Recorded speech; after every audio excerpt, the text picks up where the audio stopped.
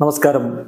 Raf talk ഫുട്ബോളിലേക്ക് അവർക്കും സ്വാഗതം. 41 വയസ്സിലും 21ന്റെ ചുറുചുറുക്ക്, അതാണ് ഇന്നലെ പെപ്പയിൽ നമ്മൾ കണ്ടത്. ഒരു പക്ഷേ ഈ യൂറോ കപ്പ് കളിക്കുന്ന സെൻറ്റർ ബാക്കുമാരിൽ ഏറ്റവും മികച്ച പ്രകടനം നടത്തുന്ന ഒരാൾ എന്ന് തന്നെ വിശേഷിപ്പിക്കേണ്ടി വരും അദ്ദേഹത്തിൻ്റെ പ്രകടനത്തെ. പക്ഷെ പെപ്പെ അദ്ദേഹത്തിൻ്റെ ക്ലബിൽ നിന്ന് വിടുകയാണ്, ഫ്രീ ഏജൻ്റ് ആവുകയാണ്. ഇനി കളി തുടരുമോ? ആ ഒരു ചോദ്യം കൂടി ഉണ്ടല്ലോ. അതിനെക്കുറിച്ച് ഇന്നലെ കളിക്ക് ശേഷം അദ്ദേഹത്തോട് ചോദിച്ചപ്പോൾ പറഞ്ഞ മറുപടിയിലേക്ക് നമ്മളൊന്ന് പോവുകയാണ്. പെപ്പ പറയുന്നു, തീർച്ചയായിട്ടും ഞാൻ അന്നത്തെ ദിവസത്തിൽ മുഴുകി ജീവിക്കുന്ന ഒരാളാണ്.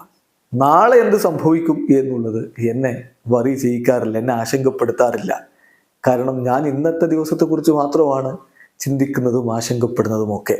ഏറ്റവും പ്രധാനപ്പെട്ട കാര്യം എൻ്റെ ടീമിന് വേണ്ടി കോൺട്രിബ്യൂട്ട് ചെയ്യുക, എന്നിട്ട് ടീമിനെ വിജയത്തിലേക്ക് കൊണ്ടുപോവുക, ക്വാളിഫിക്കേഷൻ നേടുക, മുന്നോട്ട് പോവുക. ഇതാണ് ഇപ്പം എൻ്റെ മനസ്സിലുള്ളത്. ഭാവി ഇത് കഴിഞ്ഞിട്ട് തീരുമാനിക്കാം, കളിയൊക്കെ കഴിഞ്ഞിട്ട്, ഈ യൂറോ കപ്പൊക്കെ കഴിഞ്ഞിട്ട് എന്ത് എന്ന് അപ്പോൾ തീരുമാനിക്കാം എന്നാണ് പെപ്പെ പറയുന്നത്. അതോടൊപ്പം ഇപ്പോൾ യൂറോ കപ്പിൽ റൗണ്ട് ഓഫ് 16 ടീം ക്വാളിഫൈ ചെയ്ത് കഴിഞ്ഞു. അതിൻ്റെ ഒരു സന്തോഷം കൂടി അദ്ദേഹം പങ്കുവെക്കുന്നുണ്ട്. അതുകൂടി നമ്മൾ നോക്കുകയാണ്. അദ്ദേഹം പറയുന്നത്, തീർച്ചയായിട്ടും ഇത് വളരെ നല്ല ഒരു ഫീലിംഗ് തരുന്ന കാര്യമാണ്. ടീമിന് വലിയ കോൺഫിഡൻസ് ഇത് സമ്മാനിക്കുന്നു. എല്ലാ താരങ്ങളും, ഇവിടെയുള്ള എല്ലാ താരങ്ങളും വളരെ ഇമ്പോർട്ടൻ്റ് ആണ്. കോച്ച് അതെപ്പോഴും പറയാനുള്ളതാണ്.